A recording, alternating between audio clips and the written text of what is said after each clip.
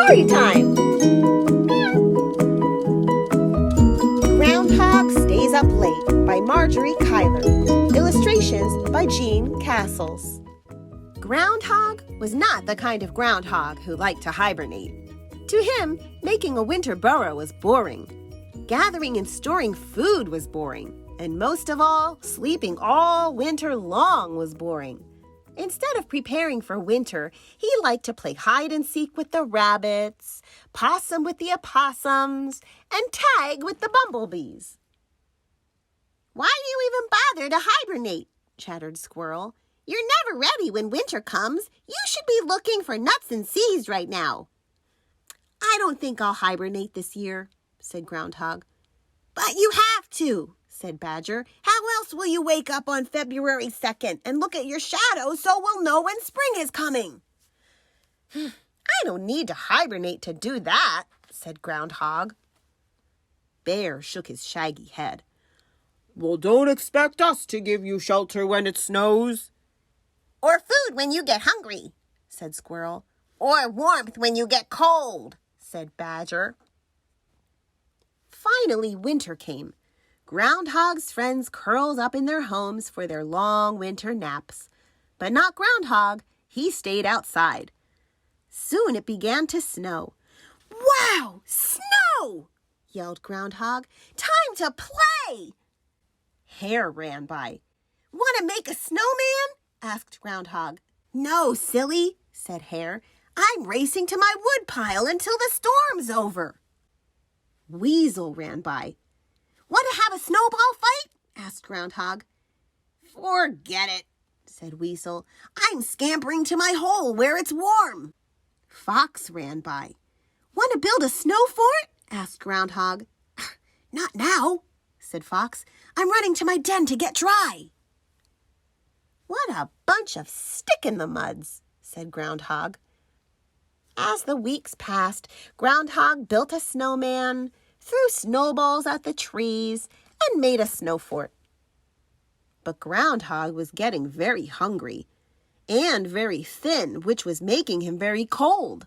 And most of all, he was getting very lonely. So one day, just before Christmas, he padded over to Badger's burrow. "May I come in?" he called. Badger opened one eye. "No, I'm too busy sleeping."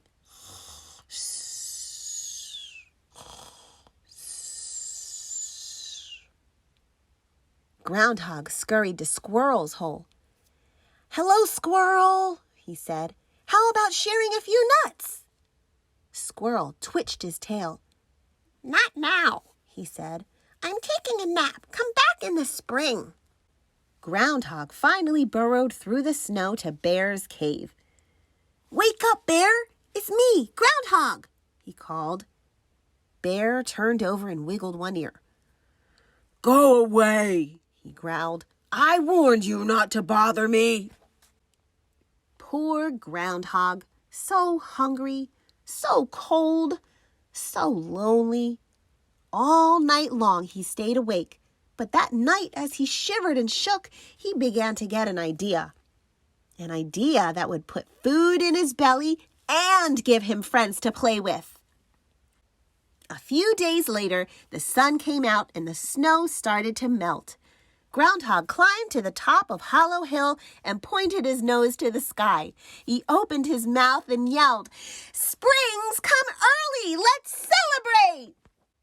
The animals poked their heads out of their dens. They wriggled out of their burrows. They crawled out of their holes. How wonderful to have an early spring! Even though it was cold and there were patches of snow on the ground, spring was on its way. They gathered the food they had stored in the fall and carried it outside. Groundhog was waiting for them. "Happy spring!" he lied. "I didn't see my shadow, so spring is coming early. Let's eat." "Hooray!" yelled Bear. "Hooray!" shouted the other animals. "Hooray!" They laid all of their food on a big stump. Groundhog dove into the dried berries and nuts and seeds. Soon everyone was eating and celebrating. That is, until something unexpected started to happen. A snowflake fell from the sky, and then another, and another. Soon the snow was swirling around them like tiny stars. "I thought spring was coming early this year," complained Squirrel. "I'm getting very cold and very tired all of a sudden," moaned Bear. "I need to take a nap," said Badger. Squirrel skittered back to his hole and looked at his calendar. It was only January 2nd. "Groundhog played a trick on us," he yelled. "It's not February 2nd. Groundhog Day is a whole month away." "What a nasty trick," cried the animals. "Groundhog should be punished." But Groundhog didn't hear them. He was so sleepy after his big meal that he had crawled into his burrow and had fallen fast asleep. And he slept and he slept right up until February 2nd, when his eyes popped open for Groundhog Day. He stepped out into the fresh air. The snow had melted. The birds were singing, and buttercups dotted the woods with color. "It's spring," said Groundhog. But when he looked down at the ground, he saw his shadow. It looked a little strange, and it was a funny color, but it had to be his. "Oh, nuts," he said. "6 more weeks of winter." And he returned to his burrow and went back to sleep. The other animals came out of their hiding places. "Our trick worked," said Badger. "That shadow we painted sure fooled Groundhog." While Groundhog slept through spring, his friends enjoyed the sun warming their fur and the breezes ruffling through the trees. But did Groundhog learn his lesson? Nope.